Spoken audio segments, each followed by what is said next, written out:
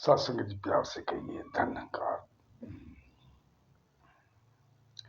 सत्संग सत्संग करने से ये जाना है कि सदगुरु दयालु, कृपालु, बख्शनहारा आदि गुणों से परिपूर्ण होता है। वहीं पर अगर हम निरंकार की बात करें तो निरंकार न्यायी होता है। ये बख्शता नहीं है, ये दयालुता नहीं करता है। ये जैसा आप बोएंगे वैसा ही काटना पड़ेगा। ध्यान माता सीता की ओर गया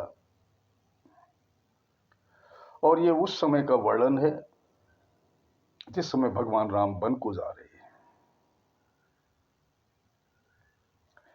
सीता ने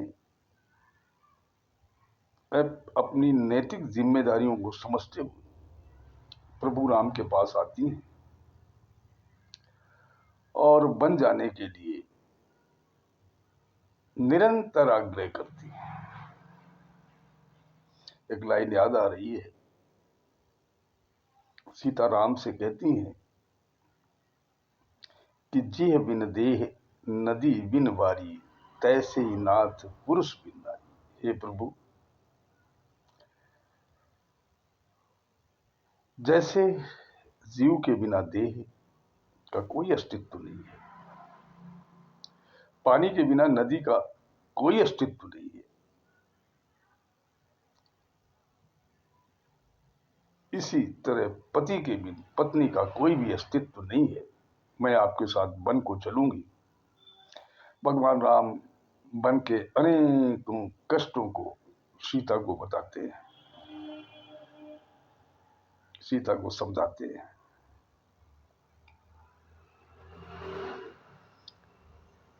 जब सीता को ले जाने के लिए नहीं तैयार है, सीता एक बहुत अच्छी बात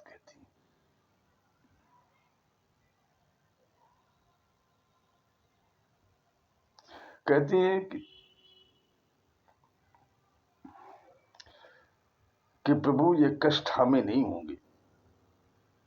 क्यों नहीं होंगे? तो कहती है, छिन छिन प्रभु पद कमल बिलोकी, रही हूं मुदित दिवस जिम को की। हे प्रभु, मैं तुम्हारे चरण कमलों को पल पल निहार कर ऐसे आनंदित रहूंगी जैसे चंद्रमा को देखकर चकोरी आनंदित रहती है। जैसे प्रभु राम इस बात को सुनते हैं कि जो प्रभु के चरण कमलों में निरंतर ध्यान लगाएगा, जो प्रभु के एहसास में जीवन जिएगा, उसके जीवन में किसी प्रकार का कष्ट नहीं आ सकता है। और सीता को वन ले जाने के लिए वो तैयार हो जाते हैं। सीता वन को पहुंचती हैं। काफी वर्षों तक वन के जीव जंतु उन्हें अयोध्यावासी लगते हैं। कुश का बिछौना उन्हें सुंदर सेज लगती है। बड़े प्यार से अपने देवर और पति के साथ जीवन को व्यतीत कर रही होती है। अचानक उनके जीवन में घटना घटती है और वो घटना घटती है मायावी हिरण, सोने का हिरण।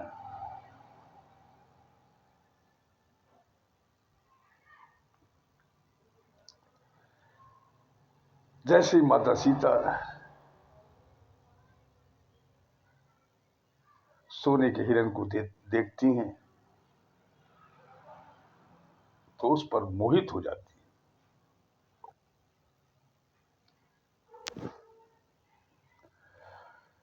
है और उस मायावी हिरण को प्राप्त करने की देखती ही नहीं है,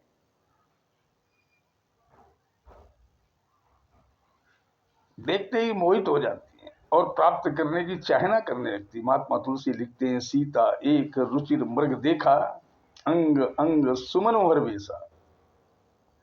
कहती है, सुनो देव रघुवीर कृपाला, यह मृग कर अति सुंदर छाला। देखने के बाद उसको प्राप्त करने की इच्छा प्राप्त करने लगती, उसको प्राप्त करने की इच्छा करने लगती है। जीवन पलट जाता है। वादा तो किया था प्रभु तुम्हारे चरण कमलों को देखूंगी, और देखने लगती हैं उस मायावी हिरण को सभी जानते हैं उनके साथ क्या स्थिति हुई। लंका में अनेकों प्रकार के कष्टों को उन्हें देखना पड़ा, उन्हें जीवन में झेलना पड़ा है। कहानी तो बहुत लंबी है। कहने का भाव ये है कि जो वादा किया उससे मुकरी और फिर उन्होंने अनेकों प्रकार के कष्टों का सामना किया।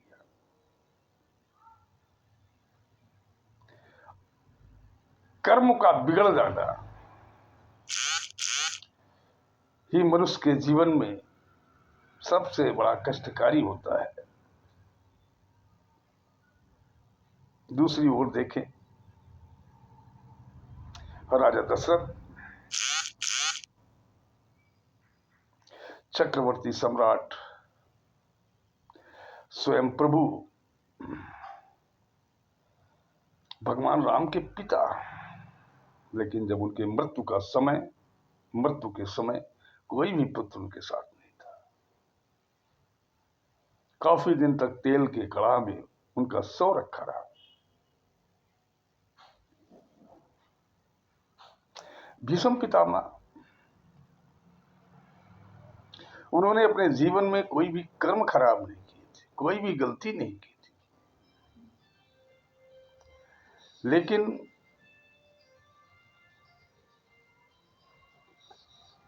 उनको बाणों की सैया पर लेटना पड़ा। इसके पीछे बताते हैं कि 100 वर्ष तक उन्होंने कोई भी पाप नहीं किया था। 100 वर्ष के पहले एक सर्प को मार दिया था और फेंक दिया था, जो कि कांटों में जाके गिरा था। कर्म बिगड़ गए थे, उन कर्म को भोगना पड़ा, किसी स्थिति में बच नहीं पाए। सीता स्वयं जगतजननी माता, स्वयं प्रभु राम की अर्धांगिनी है, बच नहीं पाई। और विचार करो, हम भी संसार में आए हुए हैं, हमारे ऊपर भी सदगुरु ने कृपा की है, दया की है। हे इलाही दाद, ये ज्ञान हमें मिला है। आज शायद मेरा सदगुरु जिसने ये विषय दिया है आत्ममंथन का, हम भी विचार करें, आत्ममंथन करें। कहीं ऐसा तो नहीं प्रभु बख्शने वाला नहीं है, सदगुरु कृपा कर सकता है। हमारे कर्म तो नहीं बिगड़ रहे हैं। भले ये 78वां समागम अभी काफी दिन है, लेकिन जो विषय आया है आत्ममंथन का, स्वयं में आत्ममंथन करें। सदगुरु का दिया हुआ ये विषय हमारे जीवन को सजा और संवार सकता है। इस पर निरंतर आत्ममंथन करें कि हम कर क्या रहे हैं, वरना कोई भी हमें बचाने वाला नहीं है, कोई भी नहीं बचाने वाला है। 84 मुंह खोले खड़ी है, लक 84 भ्रमते पग पे अटक्यो आए, और अब की पासा ना पड़ा तो फिर 84 जाए। और साथ संगत सब मिलकर सदगुरु से अरदास करें कि तू ऐसी कृपा दृष्टि बनाए रखना, ऐसा विवेक देते रहना, जो आपकी सिखलाई को जीवन में धारण करते हुए जीवन जीते चले जाएं। साथ संगत जी प्यार से कहिए धन का।